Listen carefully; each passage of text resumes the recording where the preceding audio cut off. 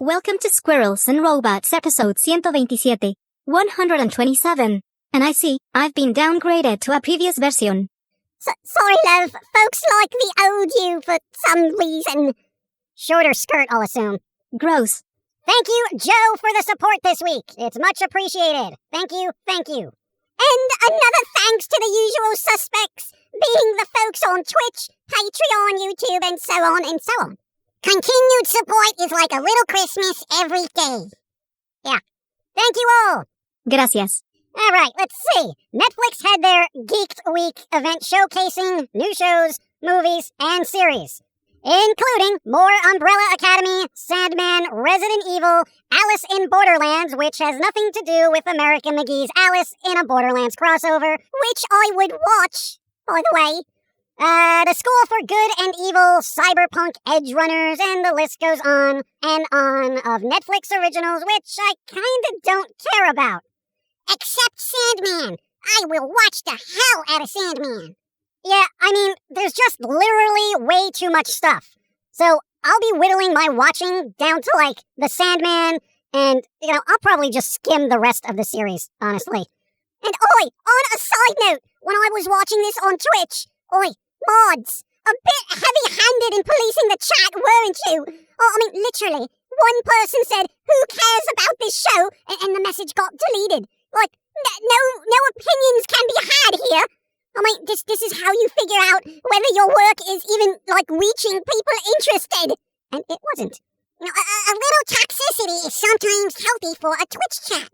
And apparently, they're making a season 2 of Warrior Nun, which apparently was a series.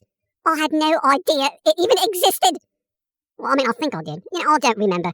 It's so hard to tell, by the time they announce something, was it released or not?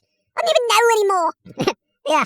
And Netflix, you might want to tone down the try-hard announcers. I know they're just doing their job, but when the entire Twitch chat says, "Please stop the cringe," you're probably doing something wrong. Those messages were also deleted by mods. Yeah, I mean, whatever. It is what it is, but you know what? There is so much content out there right now that my brain is just kind of overloaded. So my interest level is Sandman, Comey Can't Communicate, and that movie with, what's his name? Rowan Atkinson. Man vs. Bee! Yes. Also, Netflix. It's not really a good thing to have a bunch of actors talk about their character when there's no footage of the show that's in production. It's kind of like when games have a CGI-heavy trailer with no actual gameplay, okay? That's just bad form. Yeah, so those interested in what Netflix is churning out, go take a look. Also, One Piece, the live-action thing. Oh, it's a piece, all right. There was no footage and just some set pieces and nothing. Just not even pictures of the cast. This tells me nothing. Yeah, they showed nothing for their first look. And, I mean, Netflix, you do realize a ton of people want this to be good, right? I mean, there was Cowboy Bebop that kind of tanked for some reason, and some people said they liked it. Well, apparently not enough to get it renewed, so... And sadly, for my tastes, the Resident Evil series seems very generic from the trailer they showed, more monsters, run away, Umbrella Corporation, it's really kind of tedious. Very redundant, well, you know what, we'll see what happens. I didn't waste the whole week watching all the Netflix news, because, you know what, I'm busy, alright? We have movies to catch up on, too. We're working on it! Oh, and, also, a side note. Netflix, showing a bunch of behind-the-scenes stuff, like gag reels and all that, before the show comes out, at least for me, breaks the immersion of the show before it even gets released. I don't want to see the cast joking around with each other on a green screen set, and then cutting to the scene I'm supposed to be heavily invested in. Yo, I don't care now, because everyone already knows it's a land of make-believe, but the power in that is allowing people to believe it, at least for a little while. All you're doing is lifting the curtain, breaking immersion, and breaking the walls of a fantasy world that should be untouched by reality. do all that behind-the-scenes crap later, after it's released. Yeah, it's like they're spoiling everything before we even get to see it, you know? I don't want to see the ships in One Piece being built, because then in the back of my mind, I'm like, oh, I saw them build that set. Now the rest of the show is kind of ruined, you know, because I watched them put together the green screens and lighting and special effects and... So, wait, Netflix isn't real? Nope. Then why am I subscribing to it? I have no idea. But whatever. Keep that crap for after its release, okay? Anyway, a teaser for Rob Zombie's The Munsters was released. Still not enough to make a real opinion about it, but there you go. Also, Prey, a new Predator movie, released a trailer which looks pretty decent and probably will be one of the better installments of the series, hopefully. Well, I mean, that's not saying a lot, is it? Bar wasn't set terribly high, you know, right after Danny Glover. You know, it's like that was the last really good film. Yeah, the Predator movies haven't had a terribly good run of films, unfortunately. Oi, you know how everyone is doing crossovers in games, right? How come they don't do that in films? Like, say, The Predator. You can do films of Predator vs. Batman or Predator vs. Wolverine or any number of superheroes pitted against some intergalactic hunter. I think everyone would want to see that. I'm sure it'll get to that at some point. And not for nothing, since Disney technically owns Marvel and Fox, they could make that happen a little easier. Predator vs. the horror movie version of Winnie the Pooh. I would watch that just for the memes. You know, take a still frame and just put things on it and be like, look at this meme. Retweet. Anyway, Sony did their State of Play thing, which was a lot of games not coming out until next year, some VR games, and a handful of used-to-be PlayStation exclusives coming to PC. Like Spider-Man and that Morales game. Both are gonna be on PC. Yep, it's all slowly going to be PC, which reminds me, Sony, Gravity Rush 1 and 2 and Dragon's Crown on PC, please. Thank you. Yeah, I'll never say never, but never gonna happen. In other gaming news, everyone seems to be hating on Diablo Immortal, a mobile entry of the Diablo franchise, which, of course, has all sorts of pay schemes, microtransactions, and that kind of crap that have become apparent to mostly everyone, which is pissing gamers off. Well, I mean, Blizzard just desecrated holy ground by turning Diablo into a mobile game. Gamers are just like, oi, you're ruining my favorite franchise. I mean, what are you thinking? They're thinking more money. That's all they're thinking. Okay? Money. And speaking of gaming and money, the Summer of Games Fest is happening this week. So there'll be more announcements on stuff that probably won't be released for a while. And in all honesty, the only press conference and or showcase I'm interested in is Devolver Digital. And maybe Xbox, because I own one. So I should probably see what they're doing. Wait, was Sony's State of Play like that E3 moment this year? I mean, are they doing anything else? Probably. Since there's no actual E3 this year, I kind of have a feeling a lot of announcements are going to be redirected to the Summer Games Fest.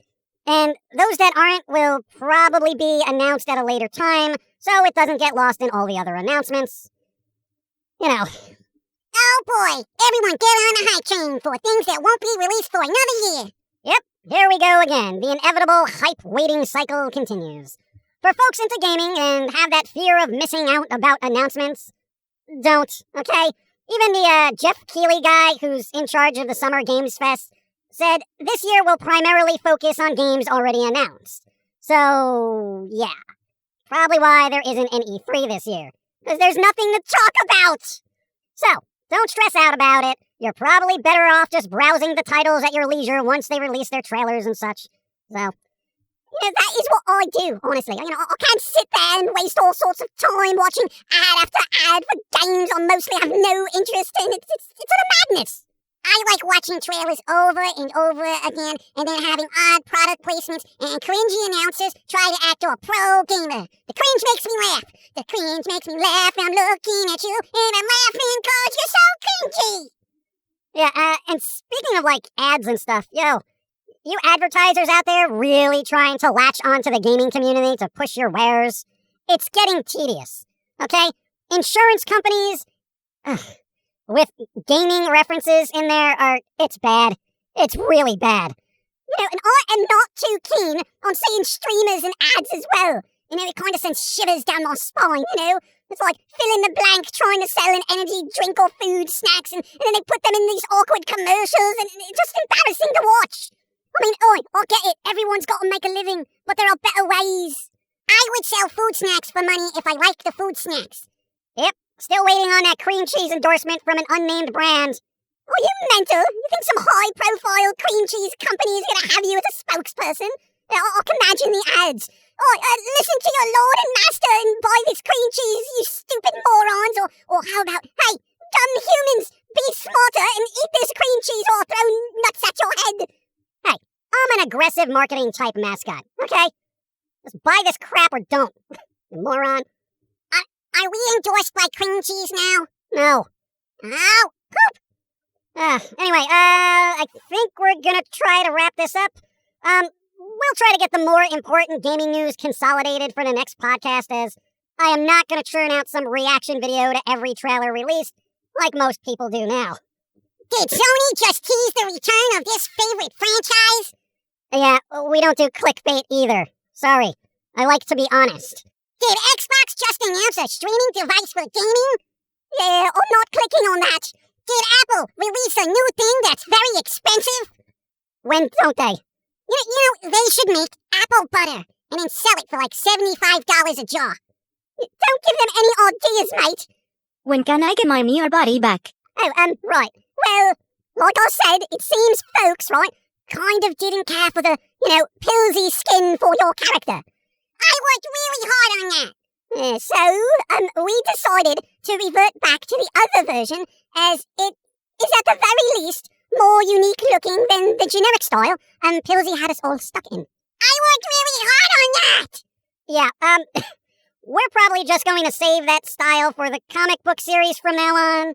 Well, that's 2 years of my life gone! Gone! Dude, as endearing as your derpy doodles may be, they're kind of just way too cheery for what we do, Little bit too happy. But I'm a cheery, happy squirrel. I, however, am not. Give me my near body back. But honestly, that version was rather unstable. That's what I liked about it, you idiot. Sorry. My heart is sadness wrapped in a Twinkie of despair and deep-fried in large sorrow. Look at this one, getting all Jermaine on us. Oh, God. Look, you can still make your card game in that derpy style, okay? Hooray! You're only allowing him to continue because the project is 90% complete. Yeah, but you know what? Hey, you get to be in it, and you get to be a villain. Ah, muy bien. There you go. So that's it. Pilz-E's got the card game and the comic book. Everything else goes back to normal. All right? So, yeah. Later, everyone. Thanks for putting up with the quirky art style for the last year. It'll still be around, but not as much as it used to be. So much time wasted! Oh, God, get over yourself. Jermaine 2.0 over here. Life, it's just... No. Oh, my God. Later.